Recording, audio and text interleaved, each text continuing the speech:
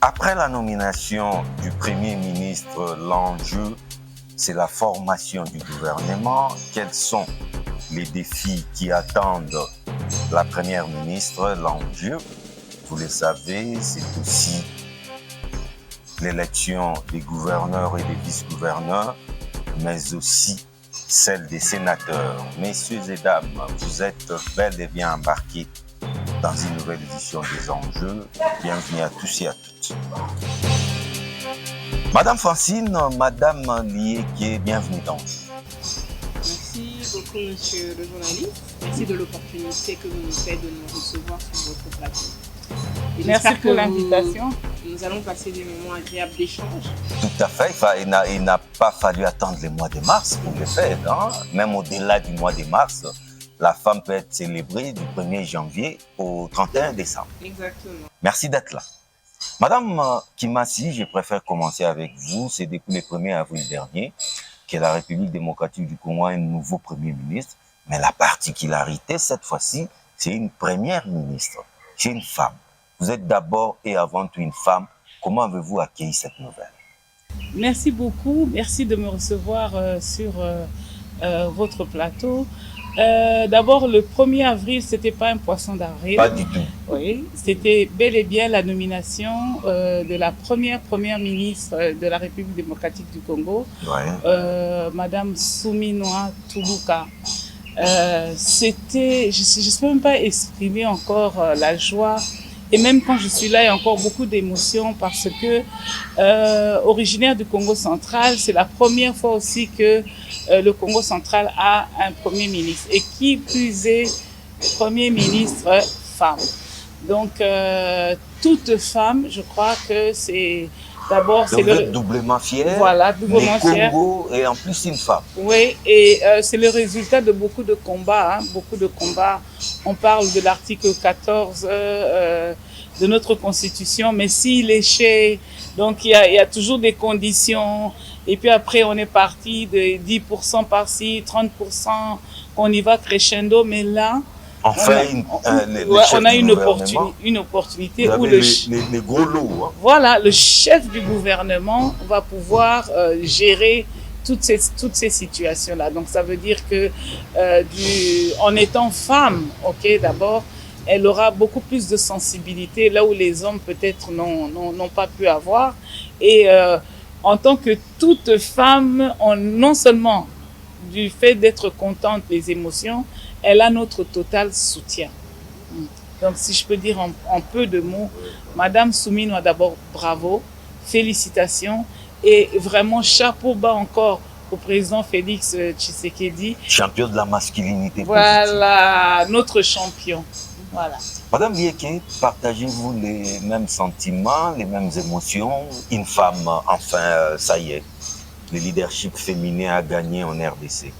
Ben écoute, Monsieur John, je ne peux que partager le même sentiment que ma sœur à côté, Madame Kimasi.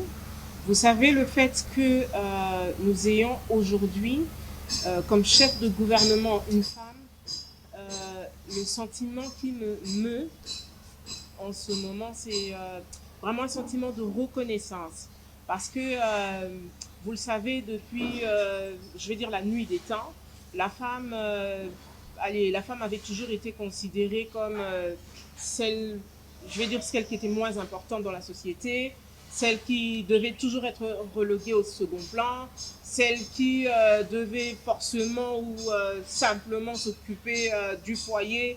Elle ne recevait que l'éducation du foyer, l'éducation, enfin, je sais pas moi, femme ménagère. Femme ménagère. C'est à ça qu'on réduisait les femmes.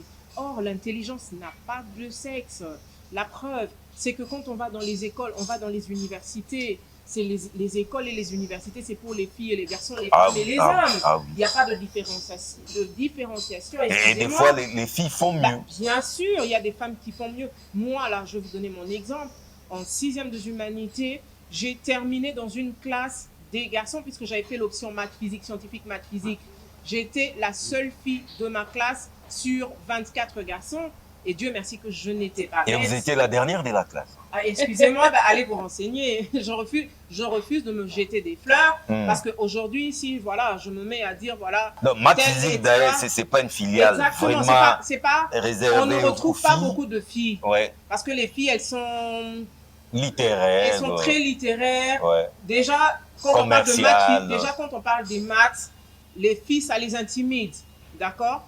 Et moi, j'ai toujours été quelqu'un qui aime être challengé. J'aime là où on dit que c'est difficile, là où on dit que les femmes ne peuvent pas, là où on dit, voilà, c'est ce que moi j'aime faire. Parce que je me dis, voilà, l'intelligence n'a pas de sexe. Si un homme qui est un être humain à part entière, comme une femme, si un homme arrive à faire X, Y chose, ça veut dire que la femme aussi pourra.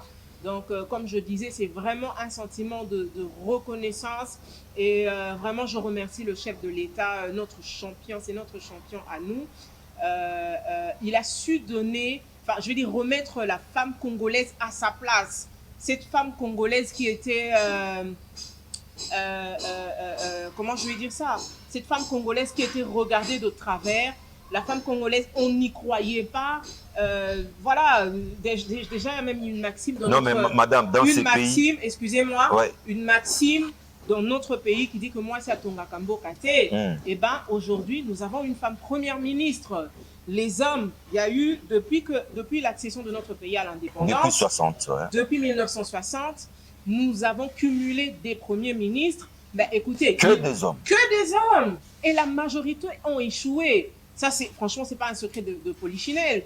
La majorité a échoué et maintenant, aujourd'hui, c'est une femme qu'on place à la tête et c'est pas une femme. Mais nous l'attendons à l'œuvre. Hein? Mais écoutez. Parce que vous dites tout haut que tous les hommes ont échoué. Nous attendons voir aussi cette dame qui vient d'être nommée. Mais hein? écoutez, vous la verrez. Parce que vous la verrez à l'œuvre. Elle ne sort pas du néant. Elle est ministre d'État, ministre du Plan. Et là où elle était ministre, le bilan n'est pas aussi si fameux, madame. Le bilan donc un peu de modestie. Le bilan de madame la première ministre. C'est vous qui dites que son bilan n'est pas fameux. Déjà, s'il vous plaît, remettons un peu les choses dans son contexte. Madame la première ministre, elle a repris le portefeuille qu'elle était en train de gérer. Elle a repris à quel moment? C'est quand M. Mwando Simba a démissionné. Ouais. Ça va faire quoi? Peut-être, ça va faire 1 an? Ça fait pas plus d'1 an, je ne pense pas. Ça va faire à peu près 1 an. Alors, aujourd'hui, vous savez que notre pays, tout est à faire et à refaire en même temps dans ce pays. Et puis, celui qui était là, c'est pas un secret de polichinelle. Il ne travaillait pas, il ne roulait pas pour, je vais pas dire pour le chef de l'État, mais il ne travaillait pas pour le bien de la population congolaise. Ça, on le sait.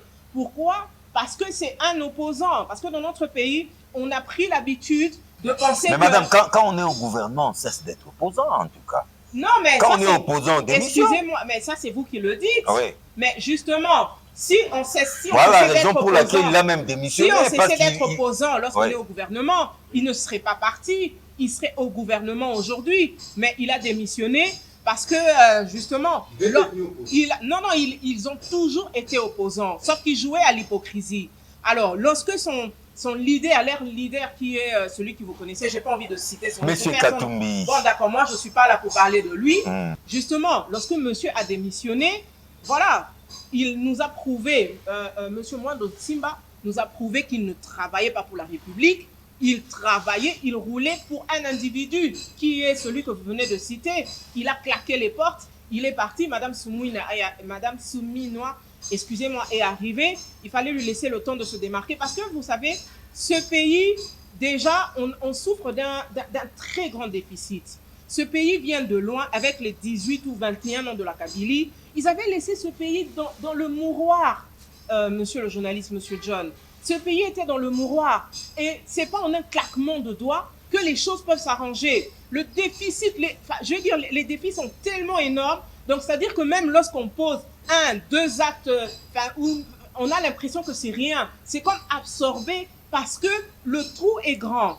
Aujourd'hui, pour que notre pays se relève, excusez-moi, franchement, il faudrait qu'on arrive à être réaliste, ça va prendre du temps. Je suis obligé de vous arrêter là.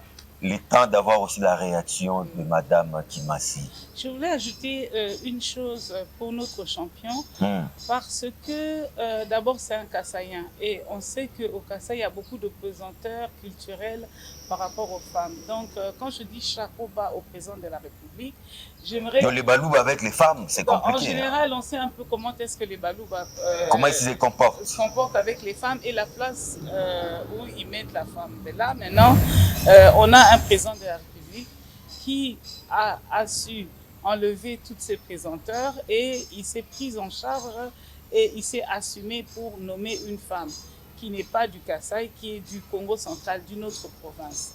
Donc là, il faudrait qu'on souligne ça pour voir que dans notre pays, il y a beaucoup d'ouverture.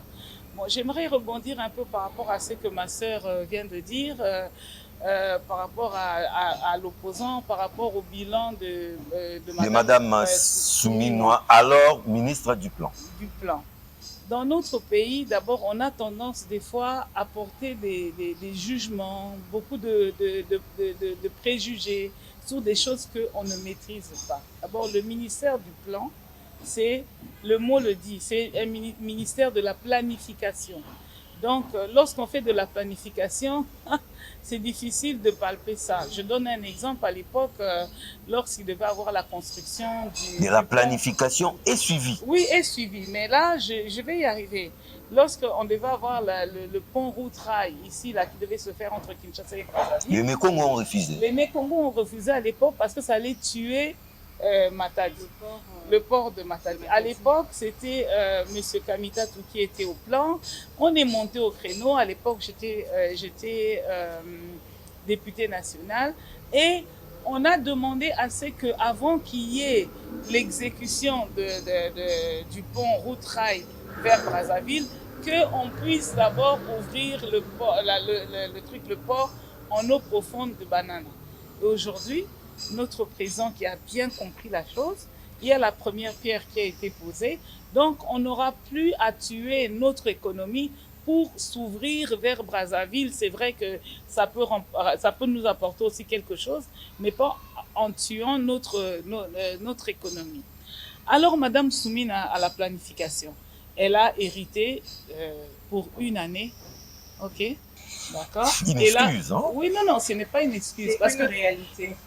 Une réalité, comme le dit ma sœur, mais très vite, on veut lui accorder l'échec, bilan d'échec, oui, de suivi en une année. Vous pensez que le président de la République, il y avait beaucoup de noms qui ont été cités aussi, des membres de gouvernement. Pourquoi est-ce qu'il a retenu cette dame-là? La spécificité de cette dame-là, c'est la rigueur, c'est le sérieux, c'est le suivi dans son travail. Et ça, on ne peut pas enlever ça à Madame Soumina. L'économie de notre pays, oh mon Dieu. Donc, on a eu des hommes à la tête de... Ça devient maintenant une guerre entre hommes et femmes. Non. Il faut bien comprendre que la parité, en ce qui me concerne, c'est la complémentarité. Okay? Ce que vous pouvez faire, moi, je ne peux pas faire. Donc, même si on peut vous transformer les organes, vous ne pourrez jamais porter 9 mois un bébé. Oui, donc vous pouvez devenir transgenre, mais vous n'aurez jamais 9 mois à porter un bébé. Donc, et nous, les femmes, ok, on met au monde les hommes et les femmes aussi. Donc, les filles et garçons. Mais vous n'avez pas la sémence. Okay. Oui, mais nous sommes des gardiennes de vie. Et à ce titre-là, je pense que la nomination de Madame Souminois à la primature va apporter quelque chose, un peu d'humanisme. Il y a une autre histoire que j'aimerais fustiger. Lorsqu'on voit une femme, ok, élevée, qu'est-ce qu'on voit? Notre maman. Donc, oui. on va lui donner maintenant... Non, mais nous sommes bantous. Oui, on est bantous, certes. Là où la position que Mme Souminois va occuper, c'est une position stratégique. C'est le chef du gouvernement. Oui, c'est le chef du gouvernement. Alors, vous refusez qu'on l'appelle maman? Non, on peut lui donner les titres Maman qu'on Judith, veut. Maman Oui, Judith. maman de la nation. Maman Yenza. Ok, tout ça pour l'endormir, non. On a besoin de sa technicité, on a besoin d'une technocrate qu'elle est et qu'elle peut vraiment montrer que les femmes ont beaucoup de trucs de valeur et beaucoup de temps. Madame Lieke, je reviens à vous. Je crois que vous avez déjà ramassé, vous avez déjà évoqué quelques défis qui attendent Madame Souminois. Mais si vous pouvez revenir sur ça, je vous le permets. Mais moi, ma préoccupation est celle-ci. L'enjeu, c'est aussi la situation sécuritaire à l'Est. Nous avons une nouvelle rébellion, AFC, et chapeau bas à la République serbe de Tanzanie, qui nous a carrément extradé un proche de Nanga. Et ce proche-là fait des révélations. C'est connu, il a cité quelques noms, mais ça fait déjà débat. Pourquoi les services de renseignement ont-ils publié ces déclarations? Et des deux, cet homme ne serait-il pas manipulé? Alors, merci beaucoup, monsieur le journaliste, pour la question. C'est vrai que la question sécuritaire qui prévaut à l'Est, c'est une question qui nous dérange. C'est une question qui,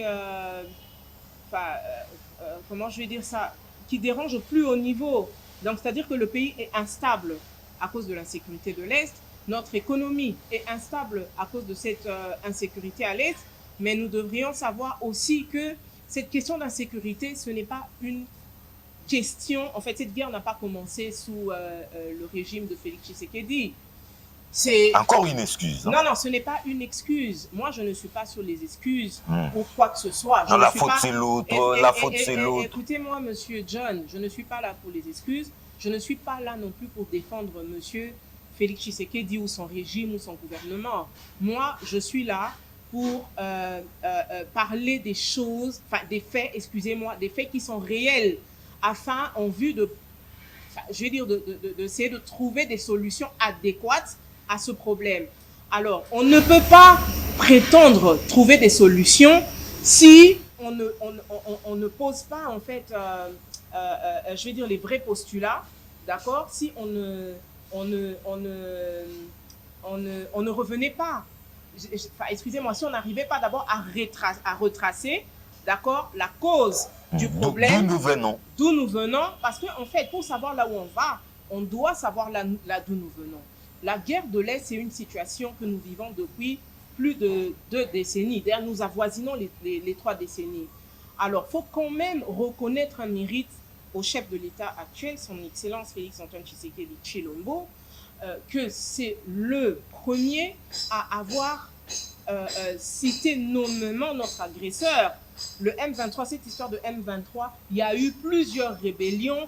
Finalement, on a su aujourd'hui que c'est même pas des rebelles, ce sont des terroristes. Parce que, en fait, ce n'est pas un mouvement, je vais dire interne, c'est un mouvement qui vient de l'extérieur, qui vient du Rwanda de Paul Kagame. Alors, le chef de l'État a su citer nommément Paul Kagame. Regardez, quand il est arrivé aujourd'hui, il a voulu utiliser des voies démocratiques. Il a voulu passer par comment on appelle ça, la diplomatie. Il a même appelé un jour Kagame son frère. Pourquoi? Tout ça, c'était pour trouver des solutions pacifiques. Une erreur de parcours. Non, ce n'est pas une erreur. Ce n'est pas une erreur. Parce qu'il ne pouvait non, pas... avec les reculs. Hein, non, excusez-moi. Non, même avec le recul, moi, je soutiens que ce n'était pas une erreur. Parce que s'il allait directement en guerre, tout le monde allait crier haut et fort. Et ceux qui allaient crier haut et fort, on sait très bien que ça allait venir de l'Occident. Ils allaient crier haut et fort. Voilà que monsieur, c'est un va-t-en-guerre. Il n'a pas, je vais dire, épuisé toutes les voies pacifiques ou les voies démocratiques. On allait nous causer des problèmes. C'est comme ça qu'il a commencé par ça. Ça n'a pas marché. Ça s'est révélé être un échec. Pas parce que nous n'avions pas la volonté, c'est parce que monsieur Kagame, définitivement, il est... voilà, il est enclin à faire la guerre à la RDC et on sait très bien pourquoi. Alors, aujourd'hui, nous découvrons que malheureusement, cette histoire de guerre, il y a beaucoup de... il y a beaucoup de complicité, il y a vraiment beaucoup de complicité et cette complicité vient de l'interne, malheureusement. Aujourd'hui, le monsieur qu'on a arrêté là, le conseiller, c'est le conseiller juridique. Nanga, je sais pas, c'est un proche collaborateur. C'est son proche collaborateur, c'est un conseiller juridique. Non, on a dit conseiller stratégique, excusez-moi. Conseiller stratégique et politique. Aujourd'hui, grâce à la Tanzanie, qui nous a aidé à appréhender ce monsieur. Et il nous a fait des révélations, et c'est pas des moindres. C'est de la manipulation. Non. On lui a mis des noms dans la bouche. Écoutez, vous savez, les noms qu'on lui a mis dans la bouche, vous dites qu'on lui a mis les noms dans la bouche. John, il a parlé de John Numbi, d'accord? Il a parlé de John Numbi. Est-ce que John Numbi lui-même ne s'est pas déclaré vouloir faire la guerre ou bien vouloir créer une insécurité dans ce pays? Il a parlé de Joseph Kabila. Comment? Il a parlé de Joseph Kabila. Il a parlé de Joseph Kabila. C'est curieux tout de même. Mais pourquoi ce serait curieux? S'il a parlé de Joseph Kabila, il sait pourquoi il a parlé de Joseph Kabila. On ne devrait pas parler. La manipulation. Excusez-moi, on ne devrait pas parler de Joseph Kabila. Pourquoi? Au nom de quoi? Parce qu'il a été chef d'État dans ce pays. Respectueux. Comment? L'homme de l'alternance. On voit mal comment Kabila peut se retrouver. C'est l'homme de l'alternance, je veux bien. Je veux bien que ce soit l'homme de l'alternance. Ça, en tout cas, on ne peut pas le lui enlever. D'accord? C'est l'homme de l'alternance. Mais après, regardez après cette alternance, qu'est-ce qui s'est passé? La relation entre lui, ancien chef de l'État, parce que c'est lui qui a géré ce pays pendant plusieurs années. En principe, il était censé être à côté de son frère, d'accord, qui est le président en exercice, pour lui donner les voies et moyens, les voies de sortie pour ce que nous vivons dans ce pays. Donc, bref, mais qu'est-ce qu'il a fait? Il est resté silencieux. Ça aussi. C'est de son droit aussi. Ça peut... Non, c'est pas de son droit. Moi, je trouve que c'est irresponsable. C'est irresponsable. Pour un homme de ses trempes, pour avoir géré ce pays pendant 21 ans, non, il ne devait pas rester silencieux. S'il reste silencieux... Apparemment, son silence vous dérange. Hein? Ça nous dérange, parce que je ne peux pas comprendre que, au niveau de responsabilité que lui a occupé, ça veut dire qu'il y a certains secrets, d'accord? Parce que, comme je vous ai dit, le président Tshisekedi a hérité d'une situation. Ce n'est pas lui qui l'a créée. Alors, puisqu'il y a eu alternance pacifique, quoi de plus normal, d'accord? Quoi de plus normal d'être là à côté de son frère, lui dire, écoutez, voilà, moi j'ai géré ce pays pendant 18 ans, j'ai failli à tel niveau, mais je pense que, d'accord, pour avancer, il faudrait qu'on pose X, Y acte. Mais il est resté silencieux, comme si le Congo ne l'intéressait pas. Ben, moi, ça m'étonne. Donc, bref. Il y a 18 ans, le Congo l'intéressait tellement, d'accord, qu'il ne voulait pas partir du pouvoir. On a eu un glissement en 2016. Il y a eu un glissement. Il n'a pas voulu organiser les élections parce qu'il ne voulait pas partir. N'eût été la pression extérieure, il serait encore au pouvoir. N'eût été le réveil, excusez-moi, de la population. Non, c'est une page tournée, mais c'est une page tournée, certes, mais elle nous rattrape. Elle nous rattrape. Le silence de ce monsieur-là, moi, je peux dire que c'est un silence coupable. Et qui vous dérange? C'est un silence coupable. Madame Kimasi. Bon, moi, la situation sécuritaire à l'Est sur fond des révélations faites par les conseillers stratégiques de Nanga. Avant que je n'arrive là, d'abord, je vais un peu essayer d'apporter, disons, ma contribution dans ce qui se passe, ma réflexion. D'abord, le problème qu'on a à l'Est, c'est un problème de richesse. Ok?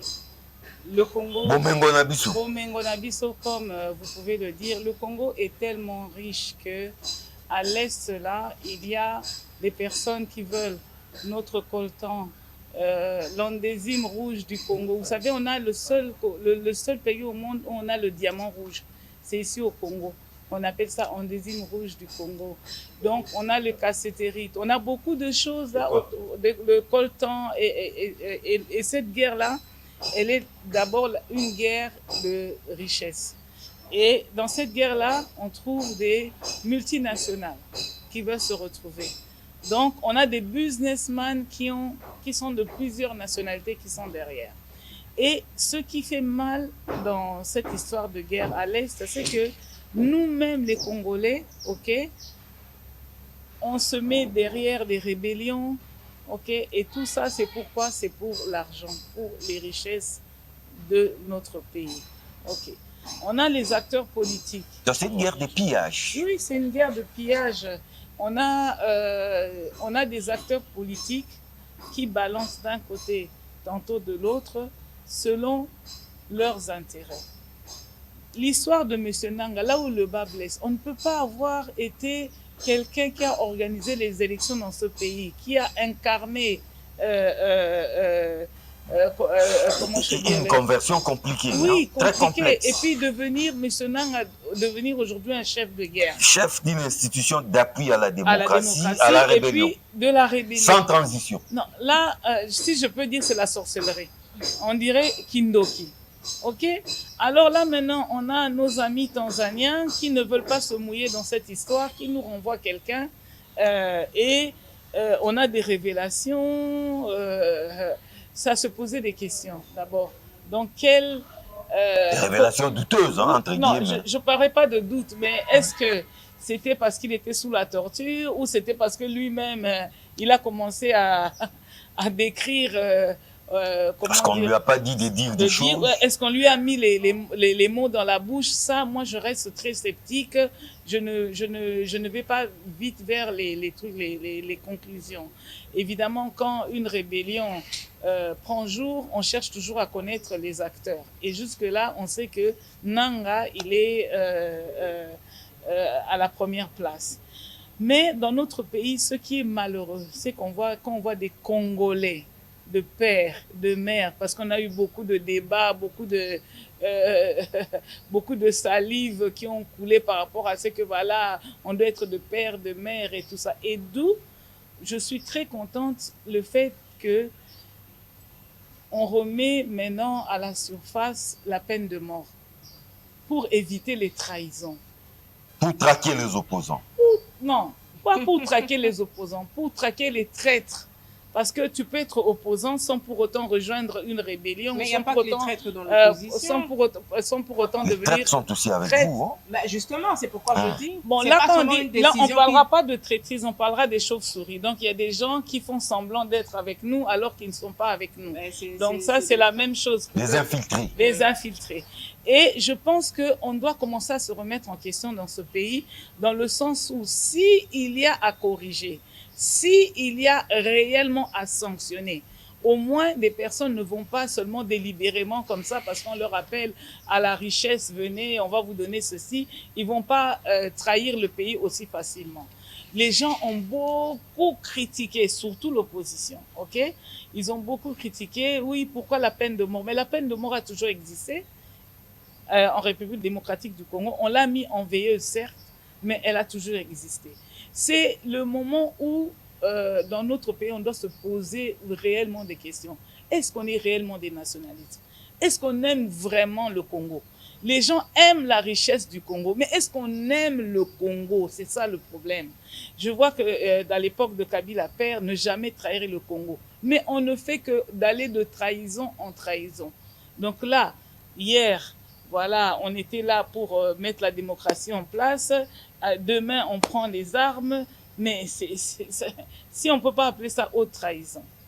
Bon, on a cité quelques noms. L'ancien président, moi, je ne suis pas surprise. Hein, donc Curieusement. C'est sans surprise d'après vous. Il n'y a rien de nouveau. Il ne va rien dire et il ne dira rien. Il n'y a rien de nouveau. Parce que, d'abord, on le connaît maintenant pendant plusieurs décennies, que là, quand il faut parler, il ne parle pas. C'est un monsieur taiseux, c'est de son c'est droit. Ça, Ma déplaise à madame. Ouais, non, c'est... Ah, monsieur Tézeux. Ouais, donc là... À la tête du pays. Ouais, mais il a été... Il a été... Non, vous dites, non, mais ça veut dire, quand vous dites que c'est un monsieur Tézeux, c'est-à-dire que même lorsqu'il était à la tête du pays, il ne s'est pas beaucoup exprimé. Et c'est irresponsable. Non, on avait besoin de les voir à l'œuvre plutôt que de parler pour ne rien faire. Non. On n'avait pas besoin qu'il parle à tout moment. On avait besoin de le voir à l'œuvre. C'est les résultats qui comptaient. Écoutez, on avait besoin de le voir à l'œuvre, certes, mais on avait besoin également de l'entendre. Parce que même vous, là, en tant que père, chez vous à la maison, si vous ne parlez pas à vos enfants, vous ne parlez ni à vos enfants, ni à votre femme, vous ne savez que prendre des décisions par moment, ça sera mal interprété. La gestion de la maison, la gestion d'un foyer est très différente. Non, c'est la... Non, elle est pas Monsieur Diane, est-ce que je peux reprendre la parole? La famille, c'est la cellule. Est-ce que je peux reprendre la parole? C'est comme les jours et la nuit. Ma sœur Lieke, oui, c'est vrai, elle a son point de vue, mais moi, je ne suis pas surprise du tout de la position de Kabila. Et je ne suis même pas surprise du tout par rapport à ce qui se passe. Parce que on va maintenant vouloir, comment dire, que les noms soient cités, mais ce qu'on veut, c'est la vérité. La vérité. C'est la vérité. Ça va nous pousser très loin, la vérité. Notre pays a besoin d'être... Mais qu'est-ce que le ministère public attend pour s'occuper de ces noms qu'on a cités? Mais c'est ça, la justice. C'est ça la grande question. C'est ça la grande question. Parce que je n'ai jamais vu les services comme ça, comment dire, commencer à donner leurs conclusions publiquement. Il y a un but. Et puis, et puis rien. C'est quoi?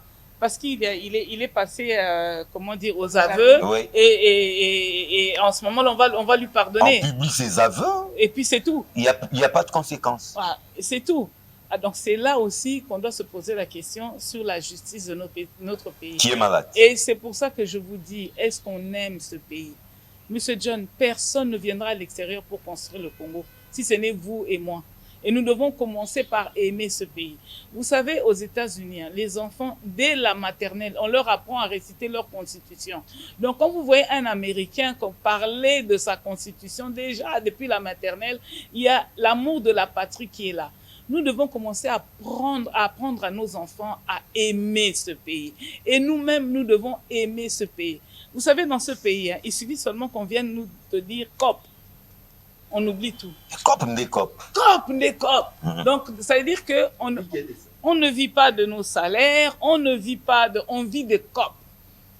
Donc, on vit dans l'informel. Et ça, ce n'est pas normal. Je reviens à vous, madame, parce que je crois, c'est la dernière fois que vous aurez la parole. Hein. Les temps est allé si vite. Pourquoi on est déjà à la fin? Non, mais nous atterrissons déjà. Madame, l'enjeu, c'est l'élection de gouverneurs et de vice-gouverneurs. Votre réaction à ce sujet, surtout pour la ville de Kinshasa, parce que nous sommes d'abord et avant tout Quinois, et vous allez atterrir carrément. Excusez-moi de revenir quand même sur cette histoire d'insécurité à l'Est. Alors, Madame Kimassi a soulevé un point très, très, très important.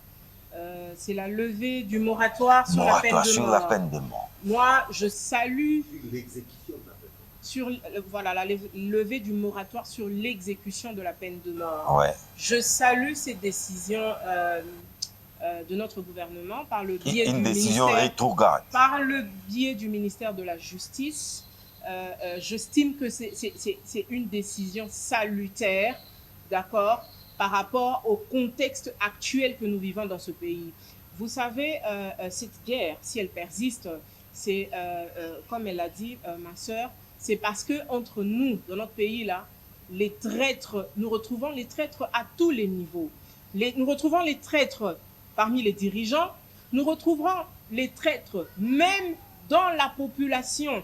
Moi, j'ai été outrée, choquée de voir une image de celui-là qui était chef d'une institution à la démocratie, qui est aujourd'hui s'est autoproclamé chef d'un groupe rebelle, rentré dans, c'était quelle cité de Kiwanja, si je ne m'abuse. Triomphalement. Triomphalement, et la population l'acclamait. Moi, je me dis, mais où est-ce qu'on vit? Est-ce qu'on aime ce pays? C'est un message. Hein? Est-ce qu'on aime ce pays? Est-ce qu'on aime réellement ce pays ou pas? Parce que si cette population aujourd'hui se levait pour bouter dehors ces gens, ils ne seraient pas entrés, ils auraient trouvé un autre, je vais dire un autre camp d'abri, ils auraient trouvé refuge ailleurs. Mais aujourd'hui, les personnes qui viennent pour bouleverser en fait le processus de démocratie, le processus de paix, le processus, enfin, je vais dire, la RDC est en train de chercher son envol avec l'avènement de son Excellence Félix-Antoine Tshisekedi à la tête du pays. La RDC est en train de chercher à décoller, mais il y a des personnes comme les Nanga et il y a certaines personnes, je vais dire au niveau enfin, je vais dire certaines personnes dans le chef de nos compatriotes qui ne comprennent pas ça, qui veulent encore nous ramener, pardon, en arrière, ils veulent nous tirer vers le bas. Et aujourd'hui, moi, je trouve que c'est vraiment opportun, je veux dire, cette décision de lever le moratoire sur l'exécution de la peine de mort. Je trouve que ça tombe vraiment à pic. Parce qu'aujourd'hui, Monsieur John, vous pensez que si aujourd'hui on établit, par exemple, que Monsieur John, pour des raisons après enquête, investigation sérieuse, il est établi que vous avez trahi votre pays, vous pensez qu'aujourd'hui, si on vous exécute, les traîtres vont continuer? Mais la peine de mort dans un pays où la justice est malade, madame, s'inquiète. Hein? Non, mais écoutez, la justice est certes malade, mais c'est pas tout le système. Ce n'est pas tout le système qui est malade. Alors, aujourd'hui, on ne va pas, je vais dire, cette peine de mort ne se fera pas sur la tête du client, je suis désolée. Ah, c'est ça les dangers. Non, ça ne se fera pas sur la tête du client. Donc, c'est-à-dire que lorsqu'on aura établi que monsieur, par exemple, monsieur John mérite la peine de mort, ça voudrait dire qu'il y aura au préalable, je vais dire, des investigations qui auront été menées. Vous voyez même monsieur Nkunda qui est passé, qui a fait des déclarations et tout ça, il a cité l'ancien chef d'État, il a cité Olenga Koy, hein. Il a cité l'honorable Loubaya, il a cité l'ancien DG de l'OGFREM, Saïba. Saïba. D'accord, ce sont des déclarations, ça se limite aux déclarations. Vous avez posé une question à Madame Kimassi, pourquoi le ministère public ne s'en saisissait pas? Oui. Non, excusez-moi, le ministère, jusque-là, ça reste des allégations. Le ministère public, pour s'en saisir, doit mener des investigations. S'il est établi que les allégations que M. Kouba sont fondées, en ce moment-là, le ministère public aura son droit de se saisir de ce dossier et mener en fait la procédure de manière légale devant les cours et tribunaux. Donc, je vais passer, je vais répondre à cette question-là. Donc, vraiment pour clôturer sur cette histoire d'insécurité, moi, je salue ces décisions, d'accord, par rapport à la levée du moratoire. Et je pense que ça va, un temps soit peu, améliorer les choses. Il y aura moins de traîtres. Et cette histoire, cette histoire d'insécurité, je pense que ça va, je vais dire, ça va. Gouverneur, on a une phrase. Les tickets Union sacrée de la ville de Kinshasa vous rassure? Bon, écoutez, avant que le ticket ne me rassure, vous savez, Kinshasa, c'est une ville qui a un statut particulier parce que c'est une ville-province. C'est le miroir de la RDC. Donc, c'est-à-dire qu'avant de regarder ailleurs, lorsqu'on parle de la République démocratique du Congo, c'est la référence, on se réfère à Kinshasa.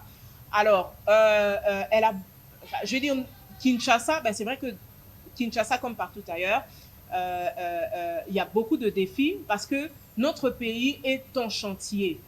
Nous avons besoin aujourd'hui de celui qui va diriger la ville-province de Kinshasa. Nous attendons de cette personne-là que ce soit une personne qui ait d'abord de l'amour, d'accord? Premièrement, parce que sans l'amour, c'est impossible de faire quoi que ce soit. Qu'il ait d'abord de l'amour pour son pays, pour sa ville, que ce soit une personne consciencieuse, que ce soit une personne travailleuse, parce qu'on peut être un peu beau avoir tous les diplômes du monde, mais lorsqu'on n'a pas, je vais dire, cet esprit patriotique en nous, on n'a pas ce sursaut patriotique en nous, c'est un échec. C'est déjà un échec. Alors nous espérons vraiment que pour celui qui sera le prochain gouverneur, j'ai vu que le ticket de l'Union sacrée, c'est M. Daniel Bomba. Oui. Et monsieur Yeli, tous deux honorables d'ailleurs, félicitations. Alors, ne pensez pas, là c'est un message que je leur lance à eux, qui ne s'imaginent pas que ce sera une tâche facile. J'espère qu'ils veulent devenir gouverneurs et vice-gouverneurs pour les bonnes raisons. Ce n'est pas pour la notoriété, ce n'est pas pour se faire escorter, je ne sais pas moi, par un charroi, plusieurs véhicules et tout ça. Impressionnant. Non. Nous voulons des travailleurs. Nous voulons des personnes qui vont amener un changement. Parce que regardez la ville de Kinshasa aujourd'hui, la ville-province de Kinshasa, mais ça s'avère être une des villes les plus sales. Mais pourquoi? Qu'est-ce qui manque à ce pays? Nous avons tout. Le Seigneur nous a tout donné. Nous avons les richesses qu'il faut. Regardez par exemple les Émirats arabes, Dubaï. En 1990, Dubaï n'était pas construit. C'était un désert. Mais nous, aujourd'hui, nous, en 1990, on avait déjà pris un certain envol. La RDC était construite. Le Congo, à l'époque, Zaïre, était construit. Mais aujourd'hui, nous avons rétrogradé. Donc, on espère vraiment que ce ticket, c'est un ticket qui rassure et que ces personnes-là seront des personnes consciencieuses et qui vont travailler pour le bien du peuple. Merci, Madame Lieke. Madame Francine, gouverneur, vice-gouverneur. Bon, moi, je vais pas seulement parler de Kinshasa. Ah, c'est aussi le Congo central? Non, pas seulement du Congo central, mais en général. Ouais.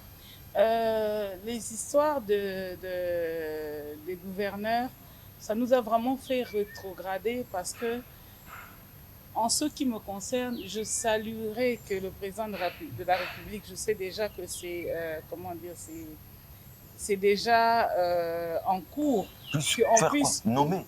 oui, qu'on Non, puisse, mais là, il faudrait revoir la Constitution, madame. oui, mais c'est ça, qu'on puisse Hein? revenir aux non-originaires. Non originaire. Voilà, donc à l'époque, un Mukongo, on l'envoie au Kivu, un Kivusien, on l'envoie à l'Équateur, un Moluba, on chez l'envoie madame, Un à Mongala, Équatorien Voilà, au ok. Katanga avec Diallo. Koya Diallo. Et Paix à son âme. cela, ça sera salutaire. Ça, ce n'est qu'un souhait. Et s'il faut revoir la Constitution pour ça, en tout cas, moi, je serai partante. Et j'appuierai ça à 100%. Vous irez jusqu'à soutenir la nomination des gouverneurs par les Oui, chefs de oui, l'État? pourquoi? Parce que ce Ouais. qui se passe dans les assemblées provinciales, des fois, c'est la honte. C'est tout simplement la honte. Donc, c'est une mafia organisée pour l'élection des sénateurs, des gouverneurs. C'est l'argent qui circule. Et c'est au-dessus et au vu de tout le monde. Donc, je voulais parler un peu de ça, c'est en général. C'est pas seulement à Kinshasa, c'est pas C'est seulement au vraiment Congo un central. marché de bourse assez Voilà, mauvais. et les gens se battent vraiment pour devenir députés provinciaux. Pourquoi? Parce qu'ils savent que pendant les enjeux, ils se retrouvent avec de l'argent. Ça, c'est quelque chose à fustiger. Quant à la ville de Kinshasa, la ville-province de Kinshasa, notre cher Kinshasa, on a vu des gouverneurs circuler, on a vu des slogans, Kimbo Peto, on est toujours dans la saleté. Donc, des trous partout, des phénomènes d'insécurité. Donc, les Kuluna à Kinshasa, on a vu les Bananyoka, la prostitution. À l'époque, hein, on pouvait tomber, par exemple, sur l'avenue de la Justice à Gombe, sur quelques prostituées. Maintenant, même à Kitambo, magasin, on retrouve ces choses-là. On se pose des questions. On se pose des questions. Oui, les élections qu'il y aura, oui. On a besoin des sénateurs, ok. On a besoin des gouverneurs, mais on a besoin des personnes qui vont venir gérer. On n'a pas besoin des personnes qui vont venir faire leur... Ces élections poseraient problème, hein, parce que la CENI parle de plus en plus d'argent. Nous risquons d'assister. Qu'est-ce qui se passe? Ça, c'est le problème du gouvernement avec la CENI. Donc, c'est la dotation qu'on doit leur donner. Ils ne vont pas aussi, comment dire, organiser les élections. Et encore là, si je dois ouvrir une parenthèse par rapport à la CENI, quelles élections qu'ils ont eu à pondre, ça soit pour au national, ça soit pour la seule élection crédible, c'était les présidentielles, où vraiment on a vu que... Ces élections qui ont fait 7 jours? En tout cas, en République 7 démocratique... jours et 7 nuits. Non, excusez-moi. En République démocratique du Congo, les Congolais ont voté le président Tshisekedi.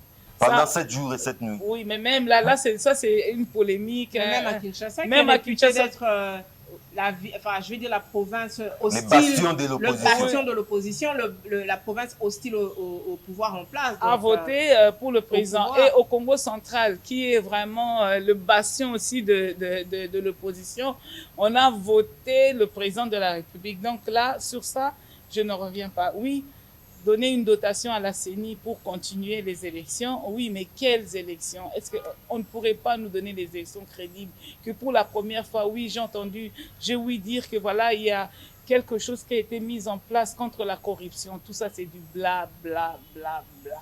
On aimerait, même là, même pendant les élections législatives, on a vu des gens avec les machines à voter, mais on n'a pas compris qui ont été quand même nommés. Madame, je reviens à vous pour la conclusion. Ouais. Madame Lieke, en tout cas en une minute, hein, vous êtes vraiment un moulin à parole, mais là, je vous surveille. En 60 secondes, vous placez votre mot de la fin. Bon, écoutez, mon mot de la fin, c'est que je voudrais... Bon, enfin, je souhaite vraiment beaucoup de bonne chance, d'accord, à Madame Soumouena, qui a été nommée première ministre de ce pays. C'est vrai que les défis sont énormes à relever, mais je pense qu'avec la volonté, avec l'amour, avec un sursaut patriotique et surtout la rigueur, elle arrivera à relever ce défi. Et surtout que elle ne va pas travailler seule, elle va, je vais dire, piloter une équipe gouvernementale. Je lui demanderai d'être très rigoureuse d'accord, sur la composition de cette dite équipe gouvernementale. Il ne faudrait pas qu'on prenne des gens juste parce que le quota, voilà, voudrait à ce qu'on ait quelqu'un, je ne sais pas moi, du Congo central, ou bien de l'Équateur par-ci, ou bien parce que, voilà, c'est la première force politique, la deuxième force politique. Non, non, non, non, non. Il faudrait qu'on se base sur des compétences, des intelligences. C'est ce qui fera en sorte que Madame Soumouina, je vais dire, elle pourra faire la conjugaison, d'accord, des efforts de tout un chacun et nous donner un résultat. Sans cela, je vais dire, il ne faudrait pas s'attendre à un miracle.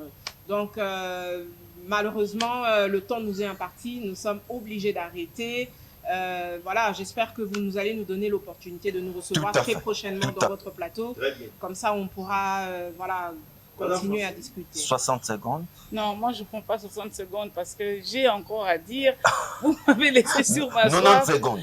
Oui, même pas 90 secondes. C'est que vous m'avez coupé sur mon élan tout à l'heure. Qu'est-ce que je peux dire par rapport à ce qui se passe dans notre pays en ce moment? Bien sûr, Madame Souminois, première ministre pour la République démocratique du Congo, on a vu l'informateur qui était déjà là. Et dans ce pays, il y a des clés de répartition, 10 députés pour un ministre, 5 pour un vice-ministre. Donc, je pense que c'était le travail de l'informateur. Et Madame Souminois, j'espère qu'elle va nous prendre des hommes et des femmes vertébrés. Et surtout, on aimerait que dans son quota pour son gouvernement, qu'il y ait beaucoup plus de femmes aussi qu'avant, que ça puisse être zébré, bien sûr. C'est notre souhait à tous.